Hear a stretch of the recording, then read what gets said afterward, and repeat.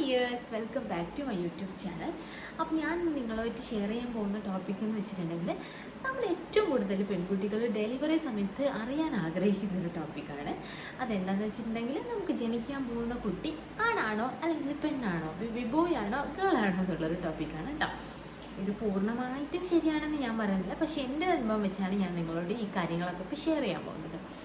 അപ്പോൾ നമുക്ക് ഏറ്റവും ഫസ്റ്റ് നമ്മൾ എന്താ ചെയ്യുക, ഈ കാര്യങ്ങളൊക്കെ അറിയാൻ വേണ്ടി ഗൂഗിളും യൂട്യൂബും അങ്ങനെയുള്ള കാര്യങ്ങളിലൊക്കെ സെർച്ച് ചെയ്യും. അതുപോലെ തന്നെയായിരുന്നു ഞാനും. എൻ്റെ പ്രഗ്നൻസി സമയത്ത് ഏറ്റവും കൂടുതൽ ഞാൻ ഗൂഗിളിലും യൂട്യൂബിലൊക്കെ നോക്കിക്കൊണ്ടിരുന്ന ഒരു കാര്യം എന്ന് വെച്ചിട്ടുണ്ടെങ്കിൽ ബേബി ബോയ് ആണെങ്കിൽ എങ്ങനെ കണ്ടുപിടിക്കാം, ബേബി ഗേൾ ആണെങ്കിൽ എങ്ങനെ കണ്ടുപിടിക്കുക എന്നുള്ളതായിരുന്നു. അപ്പോൾ നമുക്ക് നോക്കാം. നമ്മൾ ഈ പൊതുവേ ഈ പ്രഗ്നൻസി സമയത്ത് ആളുകൾ പറയും നമ്മുടെ ശരീരം കണ്ടിട്ടും പൊതുവേ നമ്മുടെ ശരീരഘടന കണ്ടിട്ടുമൊക്കെ നമുക്ക് ജനിക്കാൻ പോകുന്ന കുട്ടി ആണാണോ പെണ്ണാണോ എന്നുള്ളത് കണ്ടുപിടിക്കാം. ഇത് നമ്മളായിട്ട് പറയുന്നതല്ല, പഴമക്കാർ പറയുന്നതാണ്. അതിന് കുറേയധികം അവർ സിംറ്റമാറ്റിക് ആയിട്ടുള്ള കുറേ കാര്യങ്ങൾ അവർ പറയും. അപ്പോൾ അങ്ങനെയുള്ളൊരു കാര്യമാണ് നമ്മുടെ വയറ്. ഒന്നാമത് നമ്മുടെ വയറ് നല്ല വലുതും ഇങ്ങനെ മുകളിലോട്ട് കയറിയിട്ടുള്ള വയറുമാണെങ്കിൽ നമുക്ക് പെൺകുട്ടിയായിരിക്കും എന്നാണ് പറയാം. അതായത് താഴോട്ടുള്ള വയറും, അതായത് വയറ് നല്ല താന്നിട്ടും ഒരു വയറിന് വലിയ വലിപ്പമൊന്നുമില്ലെങ്കിൽ അത് ആൺകുട്ടിയായിരിക്കും എന്നാണ് പറയാം. പക്ഷേ എൻ്റെ കാര്യത്തിൽ അത് പൂർണ്ണമായിട്ടും തെറ്റാണ്. എൻ്റെ വയറ് നല്ല പൊന്തിയിട്ടുള്ള വയറായിരുന്നു, കൂടാതെ നല്ല വലിപ്പമുള്ള വയറായിരുന്നു. അപ്പോൾ അതെൻ്റെ കാര്യത്തിൽ തെറ്റായിരുന്നു. പിന്നെ രണ്ടാമത്തതാണ് ഹാർട്ട് റേറ്റ്. ഹാർട്ട് റേറ്റ് 140 മുകളിലാണെങ്കിൽ പെൺകുട്ടിയാണെന്നും ഹാർട്ട് റേറ്റ് 140 താഴെയാണെങ്കിൽ ആൺകുട്ടിയാണെന്നാണ് പറയാം. പക്ഷേ എൻ്റെ കാര്യത്തിൽ അതും തെറ്റായിരുന്നു. എൻ്റെ കാര്യത്തിൽ 140 മുകളിലാണ് എനിക്കെല്ലാം ഫസ്റ്റ് തേർഡ് ട്രൈമസ്റ്ററിലെ സ്കാനിങ്ങിലും അങ്ങനെ മുഴുവനായിട്ട് ഞാൻ ചെയ്ത എല്ലാ സ്കാനിങ്ങിലും എനിക്ക് ഹാർട്ട് റേറ്റ് 140 മുകളിലായിരുന്നു. പക്ഷേ എനിക്ക് ജനിച്ചത് ബേബി ബോയ് ആണ്. അപ്പോൾ അതും ഒരു 100% എന്ന് പറയുന്നില്ലെങ്കിൽ ഒരു 90% വരെ തെറ്റാണ്. പിന്നെന്ന് വെച്ചിട്ടുണ്ടെങ്കിൽ മറ്റൊരു കാര്യം, നമ്മുടെ പെൺകുട്ടിയാണെങ്കിൽ നമ്മുടെ ഫേസ് നന്നായി ഗ്ലോ ആവും, അമ്മയ്ക്ക് നല്ല ഭംഗി വെക്കും, അങ്ങനെയൊക്കെയാണ് പറയാം. ആൺകുട്ടിയാണെങ്കിൽ നേരെ ഓപ്പോസിറ്റ്, അമ്മ ഭംഗിയൊന്നും ഉണ്ടാവില്ല, കുറച്ച് കളറൊക്കെ വന്നു. അതെൻ്റെ കാര്യത്തിൽ ഒരു 80% ശരിയായിരുന്നു.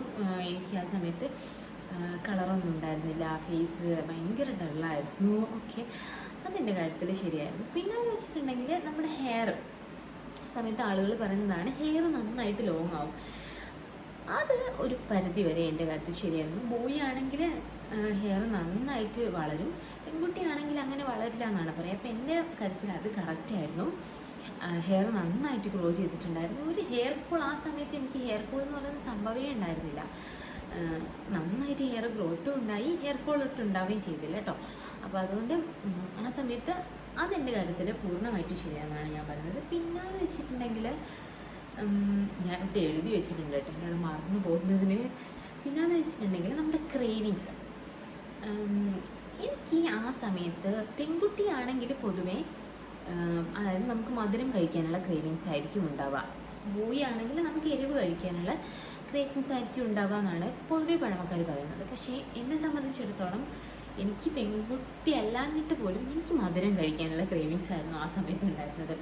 ഈ ഐസ്ക്രീം, ലഡ്ഡു, അല്ലെങ്കിൽ ജാഗരി, ജിലേബി, മൈസൂർ പാക്ക് അങ്ങനത്തെ സാധനങ്ങളൊക്കെ തിന്നാനായിരുന്നു എനിക്ക് ആ സമയത്ത് ഏറ്റവും കൂടുതൽ ആഗ്രഹം ഉണ്ടായിരുന്നത്.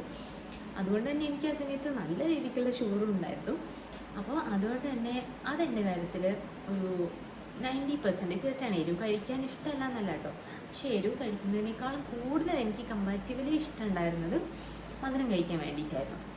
പിന്നെയെന്ന് വെച്ചിട്ടുണ്ടെങ്കിൽ നമുക്ക് എന്താണ്, ബേബി ബോയ് ആണെങ്കിൽ ഓക്കെ, നെക്സ്റ്റ് ബേബി ബോയ് ആണെങ്കിൽ അമ്മയുടെ ശരീരം നന്നായിട്ട് വണ്ണം വെക്കുകയും കാര്യങ്ങളൊന്നുമില്ല, അമ്മ പഴയപടി ആദ്യത്തെ പോലെ തന്നെ ഉണ്ടാവും. ബേബി ഗേൾ ആണെങ്കിൽ അമ്മ നന്നായി തടിച്ചും നമുക്ക് ശരീരം വ്യത്യാസങ്ങളൊക്കെ വരും എന്നാണ് പറയാം. എൻ്റെ കാര്യത്തിൽ അതും തെറ്റായിരുന്നു. കാരണം ഞാൻ നന്നായിട്ട് തടിച്ചിട്ടുണ്ടായിരുന്നു. ഇപ്പം ഞാൻ മെലിഞ്ഞതാണ്. പിന്നെ ആ സമയത്ത് ഞാൻ നന്നായിട്ട് തടിച്ചിട്ടുണ്ടായിരുന്നു. എൻ്റെ ചുണ്ടൊക്കെ വ്യത്യാസം വന്നിട്ടുണ്ടായിരുന്നു, ചുണ്ടിനൊക്കെ വലിപ്പം വെച്ചിട്ടുണ്ടായിരുന്നു. പിന്നെ ഫേസൊക്കെ ഭയങ്കര ഡള്ളും നല്ല തടിയും വെച്ചിട്ടുണ്ടായിരുന്നു. അപ്പം അതും എൻ്റെ കാര്യത്തിൽ ഒരു 90% വരെ തെറ്റാണ് ഗൈസ്. പിന്നെന്ന് വെച്ചിട്ടുണ്ടെങ്കിൽ ഞാൻ എൻ്റെ ബേബി ബോയ് ആണോ ഗേളാണോ എന്ന് കണ്ടുപിടിച്ചത് എങ്ങനെയാണെന്ന് അറിയുമോ? നമുക്ക് ഗൂഗിളിൽ ഒരു ബേബി ചിക്ക് എന്ന് പറയുന്ന ഒരു ആപ്പ് ഉണ്ടാവും. അതിൻ്റെ അകത്ത് നമ്മുടെ നമ്മൾ ലാസ്റ്റ് പീരിയഡ്സ് ആയ ഡേറ്റും നമ്മുടെ ജനിച്ചിട്ടുള്ള വർഷവും കൊടുക്കുക. അത് കൊടുത്തു കഴിഞ്ഞിട്ടുണ്ടെങ്കിൽ നമുക്ക് ബേബി ഗേൾ ആണോ ബേബി ബോയ് ആണോ ജനിക്കുക എന്നുള്ളത് കാണിച്ചു തരും. എൻ്റേത് അത് അബ്സല്യൂട്ട്ലി കറക്റ്റായിരുന്നു, 100% ശരി. എൻ്റേത് മാത്രമല്ല, ഞാൻ ആ സമയത്ത് നമുക്ക് നമ്മുടെ കുട്ടി ജനിക്കാൻ പോകുന്നതല്ലേ ഉള്ളൂ, അപ്പോൾ നമുക്കത് കറക്റ്റാണോ എന്നറിയില്ല. അപ്പോൾ ഞാൻ ജനിച്ചിട്ട് ആ സമയത്ത് ഏകദേശം എൻ്റെ മുന്നേയും അതൊക്കെ ആയിട്ട് ജനിച്ചിട്ടുള്ള ആളുകളുടെ എൻ്റെ ഫ്രണ്ട്സിൻ്റെയും റിലേറ്റീവ്സിൻ്റെയും ഒക്കെ ഈ പീരിയഡ്സ് ഡേറ്റും ബർത്തും ബർത്ത് ഡേറ്റും ഒക്കെ കണ്ടുപിടിച്ചിട്ട് ഞാൻ എന്ത് ചെയ്തു, ഗൂഗിളിൽ സെർച്ച് ചെയ്തു. അപ്പോൾ അതിലൊരു 90% അല്ല 100% അത് ശരിയായിരുന്നു. അതായത് അവർക്കൊക്കെ ജനിക്കാൻ പോകുന്ന കുട്ടി അല്ലെങ്കിൽ ആണാണ് അല്ലെങ്കിൽ പെണ്ണാണ് എന്നുള്ളത് അതിനകത്ത് കറക്റ്റായിട്ട് നമുക്ക് കിട്ടും.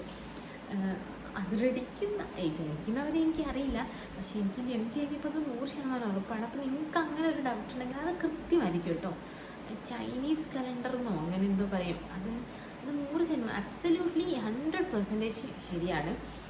അതാണ് എൻ്റെ ഒരു അഭിപ്രായം. അപ്പം ഈ പുറമേ പറയുന്ന കൂടുതൽ കാര്യങ്ങളൊന്നും ശരിയല്ല കേട്ടോ.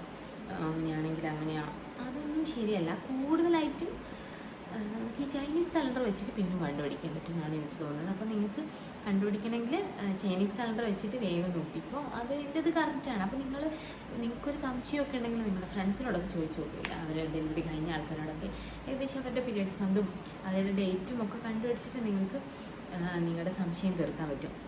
പിന്നെയെന്ന് വെച്ചിട്ടുണ്ടെങ്കിൽ ഈ സമയത്ത് നമ്മൾ ബേബി ബോയ് ആണോ ബേബി ഗേൾ ആണോ എന്നൊന്നും ഇങ്ങനെ ചിന്തിച്ച് നമ്മുടെ മനസ്സിനിങ്ങനെ സ്ട്രെസ് ചെയ്യരുത്.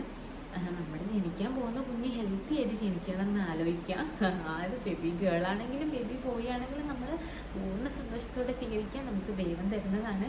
അപ്പോൾ പൂർണ്ണ സന്തോഷത്തോടെ സ്വീകരിക്കുക, എപ്പോഴും ഹെൽത്തി ആയിട്ടിരിക്കുക, എപ്പോഴും നല്ല നല്ല തോട്ടുകൾ ഉണ്ടാവുക, കൂടുതലായിട്ടും എന്തിലെങ്കിലും എൻഗേജ്ഡ് ആയിരുന്ന സോങ് കേൾക്കുക, അല്ലെങ്കിൽ ബേബിയോട് സംസാരിക്കുക, അതൊക്കെ നല്ല കാര്യങ്ങളാണ് ഈ സമയത്ത് ചെയ്യുന്നത്.